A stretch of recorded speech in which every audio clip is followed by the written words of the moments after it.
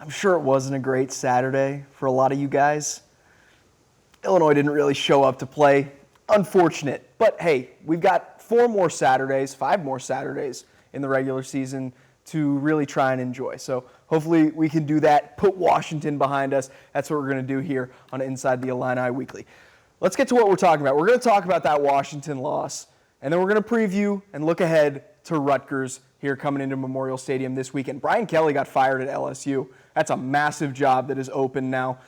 Crazy coaching carousel that's coming to us. Ole Miss beat Oklahoma at Oklahoma, and then we're going to look ahead to Week 10, and then going to make some game picks. We're over 500 again against the spread. Give you a little teaser there. All right, look, Illinois-Washington, 42-25. The offense came to play, at least in the first half.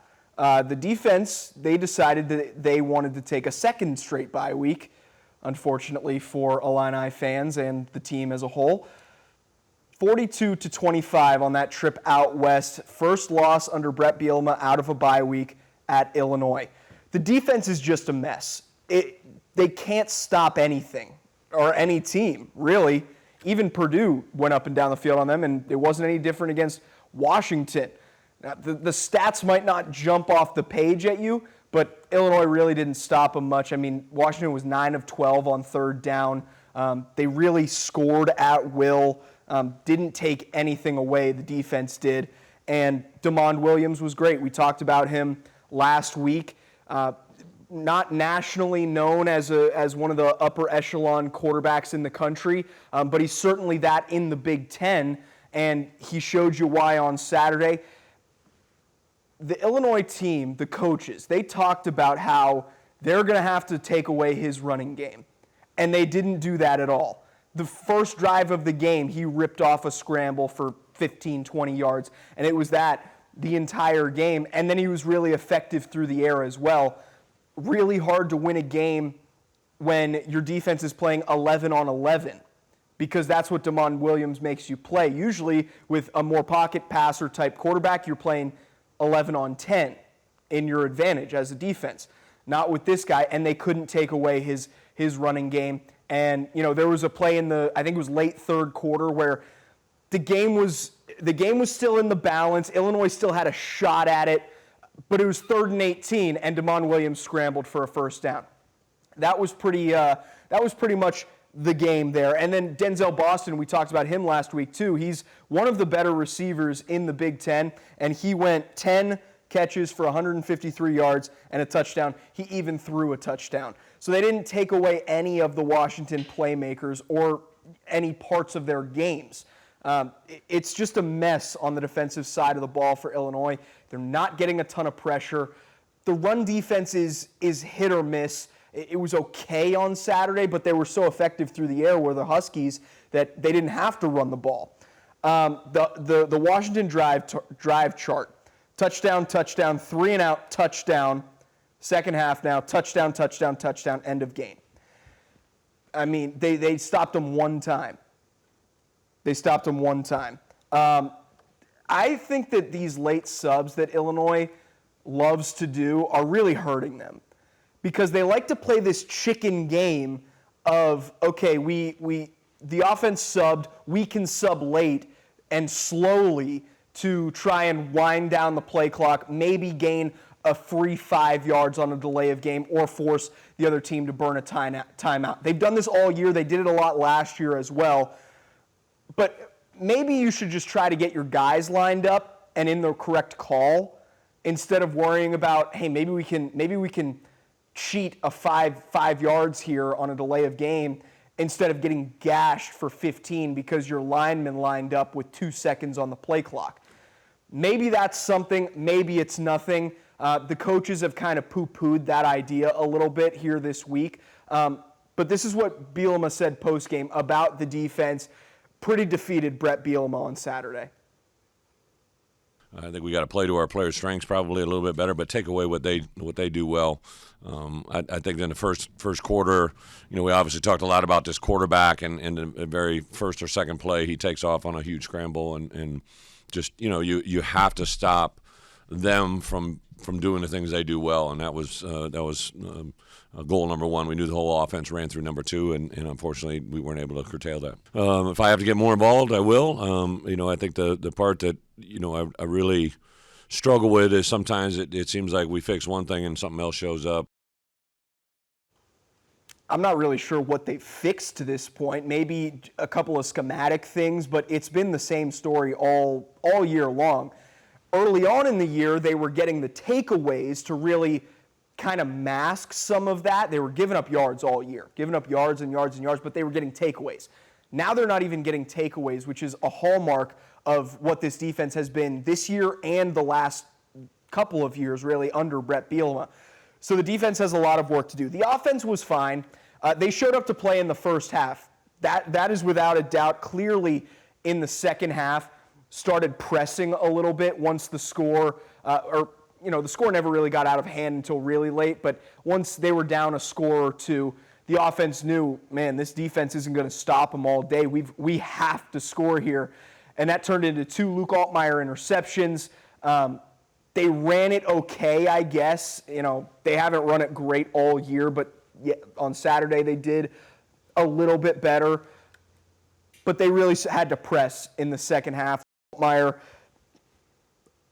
based on this year, not his best counting stats game or, obviously turnovers. He doesn't turn the ball over much. He threw 2 picks. But they did use Luke Altmaier's legs a little bit more in this game. Some design, sometimes he just took off a little bit more willingly than he might have been in past weeks. So maybe that's a wrinkle that this offense can use a little bit more. But this game wasn't on the offense. Didn't play great, but the defense was the one that really gave this game away. All right, now it's time for a revision of expectations. We did this after the Indiana loss. And I said back then that, are you going to be okay with another 9-3 year or 8-4 year? And at that point, 7-5 was on the table because we didn't know how good Indiana was. We didn't know if Illinois was that bad. But we have to do it again here. They're 5-3. They have 4 games left this year. They play Rutgers on Saturday at home. They've got a bye week and then 3 to close out the year. Only one of them is on the road, and it's to Wisconsin, who I think is by far the worst team of those 4 that are left. So I still think 9-3 is a really doable record for Illinois, even with a couple of disappointing losses. You're staring squarely at 9-3 or 8-4, and are you okay with that? That's the question for you as a fan. That's the question for the coaching staff and the players. And I'm not sure what the answer is. You guys are the Illinois fans. Those are the coaches and the players. They'll have to decide that on the field. I think we're going to find out Saturday. We'll get to that a little bit later on in the show. On the year, we've been making picks all year. This is our 10th show, 9th show, something like that. 18-10 straight up, 15-14 against the spread. We're still battling against the spread. I mean, people are calling me Mr. 500 out on the streets. I don't appreciate that, but we're going to try to do a little bit better here this week. Texas A&M and LSU is where we have to start with the games on Saturday. This was just a beatdown in Death Valley, 49-25.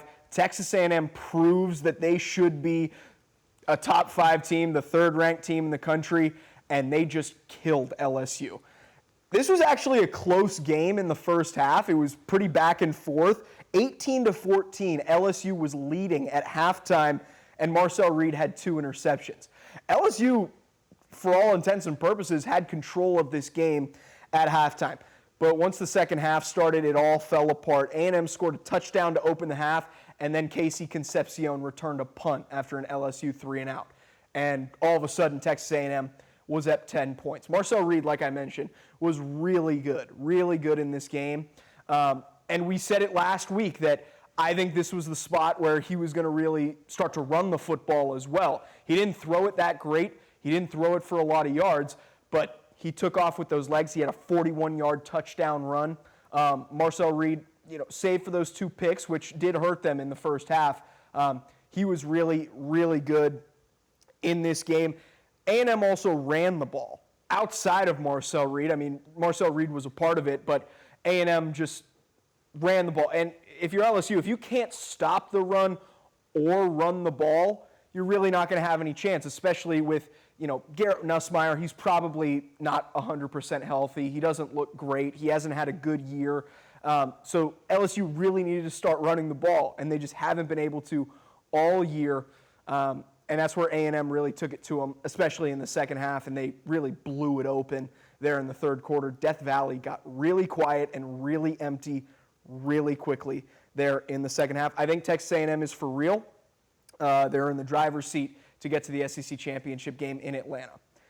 For LSU, Brian Kelly gets fired Sunday night, about 24 hours after the game ended. This is crazy. The Louisiana governor was involved in this. You need to know how much the Louisianans, if that's the word, we'll go with it. If people of Louisiana care about LSU, the governor was involved in the firing and making sure that they had the money to pay the buyout.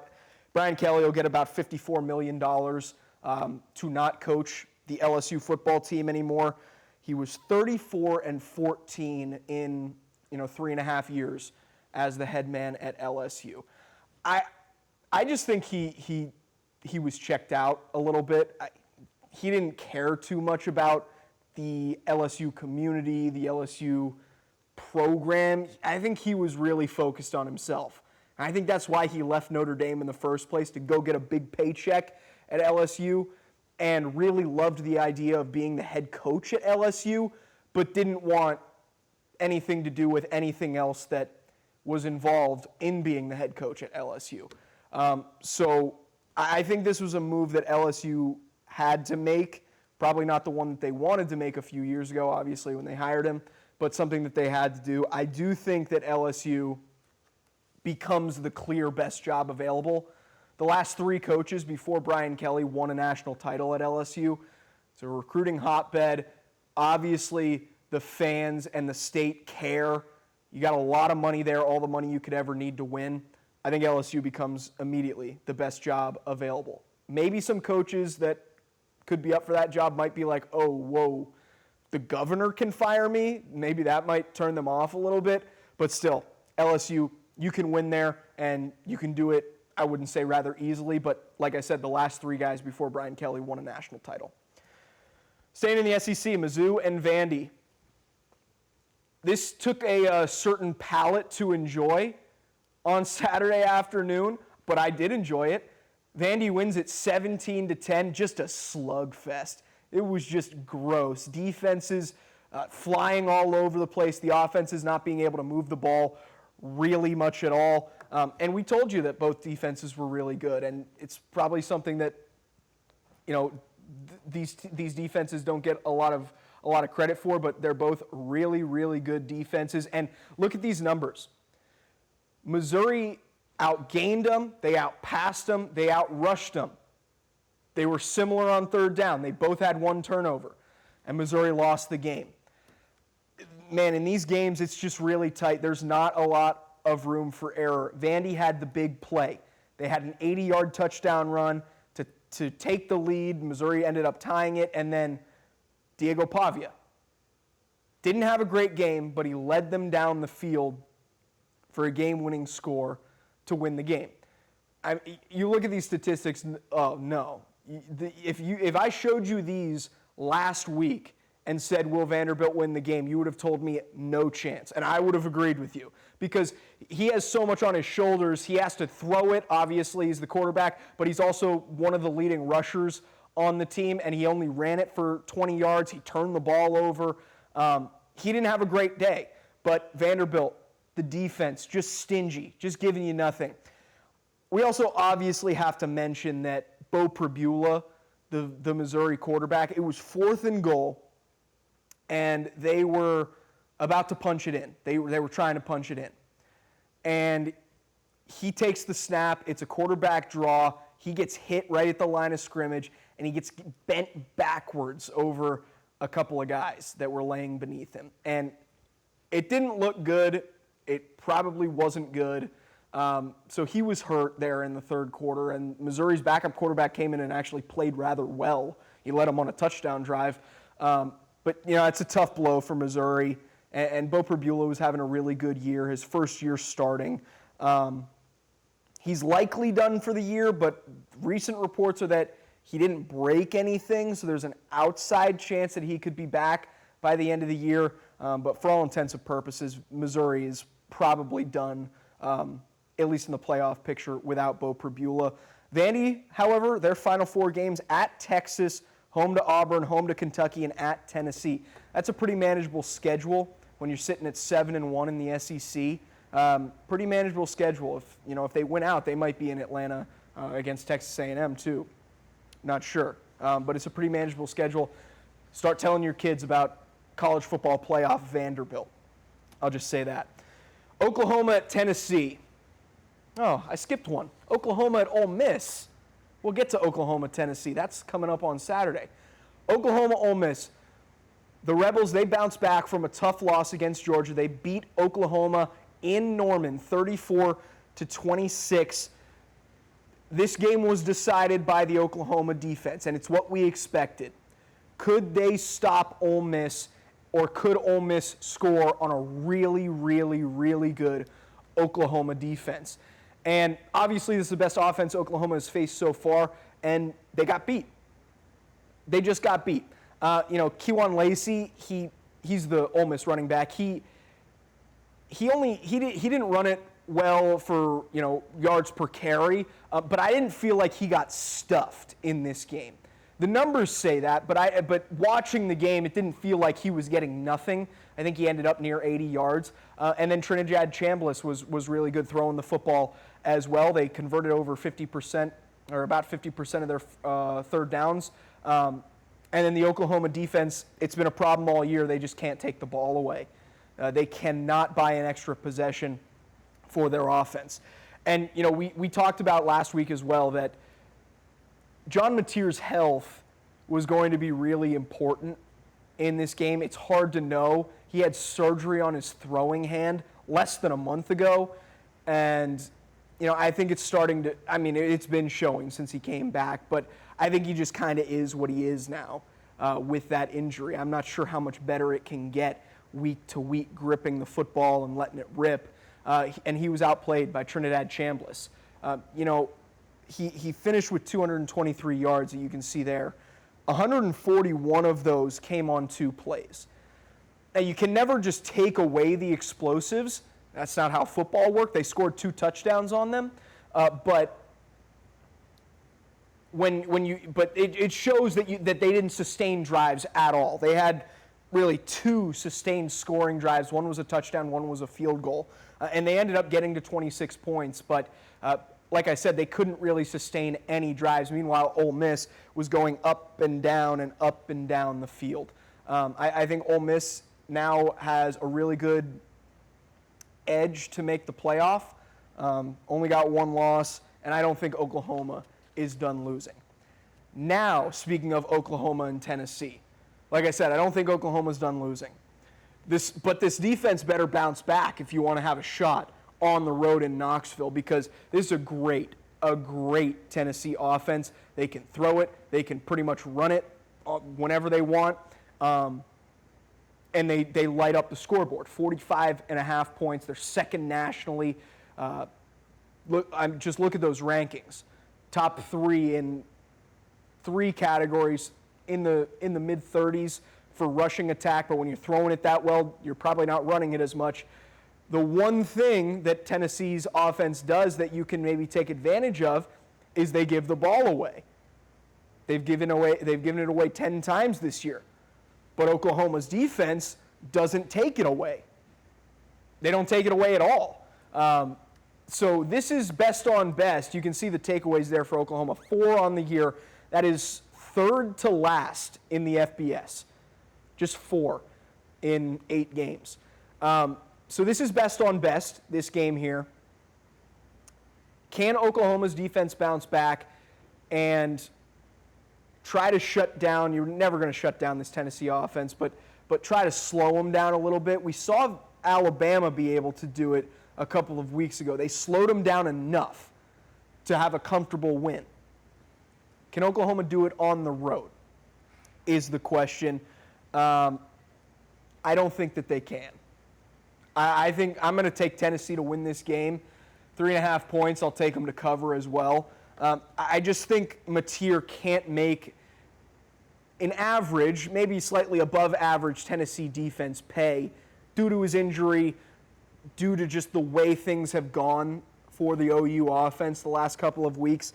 I think 24 points is probably the max that Oklahoma can score unless they have like 2 kick returns. And I don't see Oklahoma's defense being able to hold Tennessee on the road to less than that. I just don't see it, so I'll take Tennessee. I'll take Tennessee to win and cover the 3.5. In the Big Ten, USC heads on the road to Lincoln, Nebraska. You can watch this game Saturday night right here on WAND. Both teams really need this one. They both really need it. They both have 2 losses. USC only has 1 loss in the Big Ten. Both have 2 losses.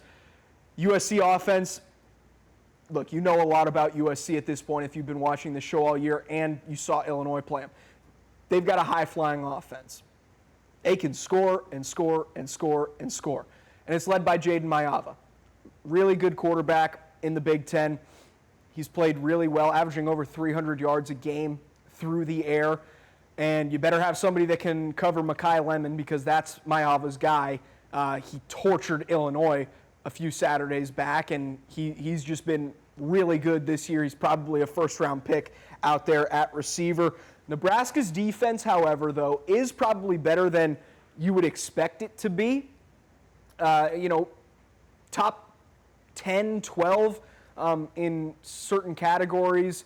They've taken away the ball a decent amount. And, the passing numbers is what I look at because USC's passing offense is really good and they do it a lot.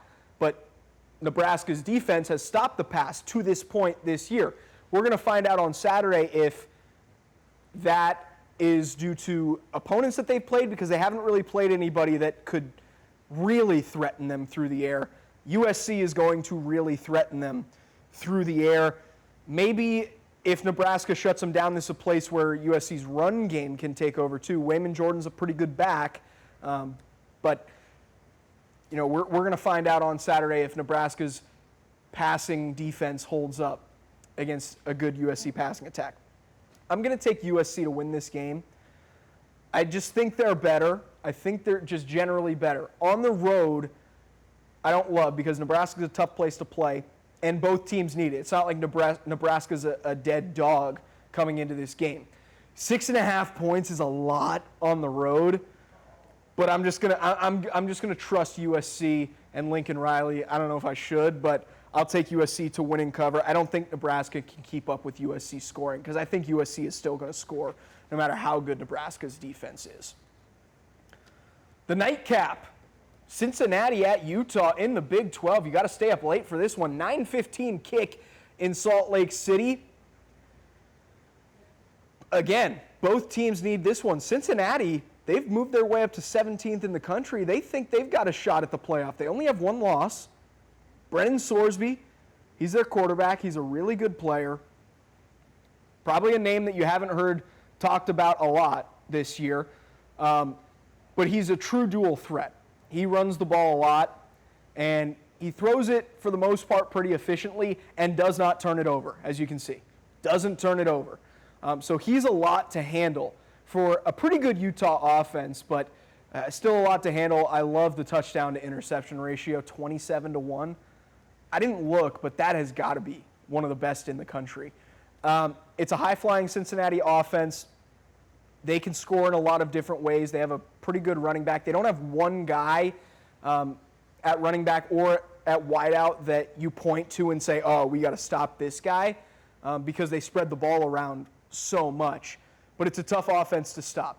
For Utah, Devin Dampier, he missed last week's game, and Bird Ficklin started for him and just throttled Colorado. They just killed him. I think Colorado had like negative 18 yards at halftime. I mean, it was bad. It was a bloodbath. But Dampier's expected to play this weekend. He had a lower leg injury that kept him out of last week. And he's a true dual threat too. And he's not nearly as efficient through the air as Brendan Sorsby is. He gets his at some points, but it's a lot of underneath. He's not really a deep thrower type of player. He can do it, but they haven't shown that to this point this year. So I'm worried about the leg for Dampier a little bit because he has to run the ball for Utah to be able to win this game. Now, there were some reports that he could have played last week and they held him out, and maybe that means that he if it was anybody but Colorado, that he would have played and maybe played a little, slightly hobbled, and he'll be fully healthy for this game, but I just don't know that right now. So it's a lot to consider. Up and down throughout the year has Dampier been. Like I said, I think he needs to run to win this game. I'm going to trust Kyle Whittingham and take Utah to win. Utah's a 9.5-point favorite in this game. I think that's crazy. If I had no knowledge of what the line was, I would have thought 5.5 maybe. I think 9.5 is a ton. So I'll take Cincinnati to cover even on the road. This is Cincinnati's toughest game that they've played this year. And the first week of the year they played Nebraska and lost. That was the second hardest game that they've played, but that was way back in week 1. I don't know how much credence we can put to that at this point in the year. But I'll take Utah to win. I'm going to trust Kyle Whittingham at home. Really good head coach, and Dampier will be able to do just enough with his legs to win it. Utah wins, Cincinnati covers. All right, Rutgers and Illinois. Huge game for Illinois. We said last week was a huge game. It was, and they laid a dud. What is Illinois going to be? Are they tough? That's what we're going to find out this week. Are they tough? What are they made of? Can they block out all the outside noise? There's a lot of outside noise, certainly defensively. And we're going to find out if they're tough enough. What the defense has to be aware of, Ethan Kaliak-Manis. Yeah, I know you know that name because he's been around for like 12 years. Not actually, it's his 4th year, but he's started all 4 years, so it feels like a decade. He's a really good thrower of the ball, and he is. He can find guys in space, and if you let guys run free, he's going to make you pay. He's going to make you pay. The good thing about him is that while he is mobile and can run it a little bit, there's not a lot of designed quarterback run for Rutgers, so you can kind of play, more in your own scheme. You don't have to worry about a ton of scrambling. He will do it though, but you can see down there 26 sacks taken. That's a lot. 26 sacks taken, and Rutgers has had a lot of injuries at offensive tackle. So maybe Gabe Akis can finally show up in this game. And it's not to say that he hasn't played well this year, but he hasn't been the force that you expected that he was going to be coming into this year. I mean, you get people telling you that he's an NFL player playing in college. You watch the games, he makes an impact for sure, but not to that extent. Maybe this is the game that he can do that, and the other edges can do that, and they get to Kaliak-Manis a little bit more. The playmakers that Kaliak-Manis will be using, Antoine Raymond, he's the running back. He's their feature back. Pretty good runner. Runs really downhill. Is a big guy, so you really have to wrap up, which has been a problem for Illinois' defense this year. And then KJ Duff is the wide receiver that we want to mention. He's what Hank Beatty is to Luke Altmaier for Kaliak-Manis. If you give him space, he'll take off on you. Really fast guy, and he's got some pretty good hands too. So it's going to be a challenge, again, for this Illinois defense. And if Illinois had a really good and strong defense that I believed in, I'm not sure I'd be singing the same tune that Rutgers is, a scary offense. But from what we've seen of Illinois' defense, I think Rutgers is going to score some points here in this game. Barry Illini and Aaron Henry, who's got a lot of noise around him right now as defensive coordinator, they spoke on Monday about what they can expect to see from Rutgers. They've built a program around defense for years there, and so we've got a lot of respect of what they are and who they are and what their belief system is, because it comes through. They play really hard, and they try to beat you with with execution and details and fundamentals and playing hard. And so we're going to have to really match that with our own execution and our own details and our own playing at a really high, gritty level, because that's what they flourish on. He's like sneaky versatile, right? Because you don't understand how versatile he is until you're out there and you're running with him. Like, oh my goodness, this cat's really, really fast. He throws the ball well. He carries out fakes extremely well. He has some really good receivers he's throwing to. I think their backs run hard down and downhill. They do what they do. They are a physical team. They want to run the football. They're going to run the football, and off of that, it's going to be the pass game. He's a good player, and the key for us to be successful is we got to slow him down. We got to slow him down and throwing the ball. Obviously, I think they're the number one pass offense in the Big Ten. They've done a really good job in throwing the ball, and we got to make sure that we can eliminate and stop their run game. So definitely a challenge for the defense here coming up on Saturday. For Illinois' offense, there is more good news. This Rutgers defense is terrible. It's really bad. I mean, it is really, really bad. Pretty much every important category, Rutgers defense is in the 100s in FBS. You can do whatever you want with this Rutgers defense. They've had injuries there too, so it's not just all on the starters that they had coming into the year, but there's plays to be made here for this Rutgers, or for this Illinois offense rather. The Rutgers defense is just not good. Doesn't scare me in the least. I think Illinois could score 50 in this game. Now for the prediction.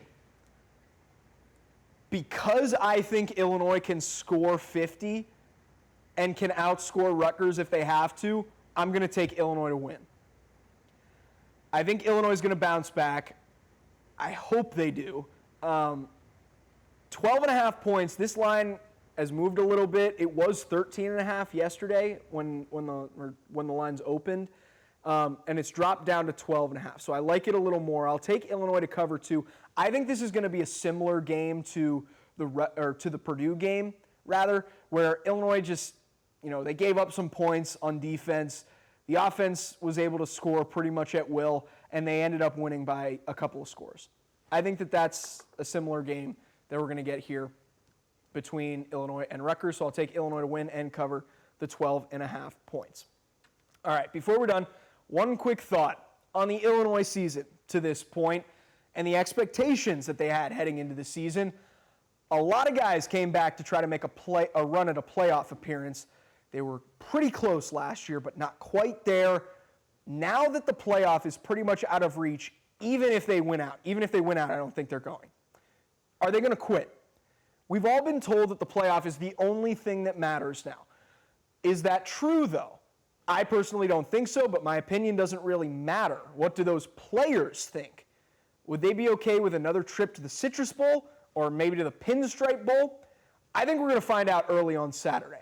If they come out flat and Rutgers goes up a couple of scores early, we're going to find out how much the team really cares about the rest of the season. My thoughts, not every team can make the playoff or win the national championship. Sometimes you got to be okay with where you are as a program right now. And I want to be clear, I'm not saying that you should not fight to break from where you are to get to an upper tier, like Illinois was and was supposed to do this year. It just hasn't gone to plan. It's okay. You can still win 9 games in back-to-back seasons. At Illinois, it's never happened at Illinois. Trust me, I checked myself. I went through like 130 years. 9 plus wins in back-to-back years hasn't happened. So if they can do that, that would matter. So I hope you can enjoy the rest of the season. I hope the players fight for those 9 wins and to try to make some history for Illinois as well. That's our show. We'll be back here next week.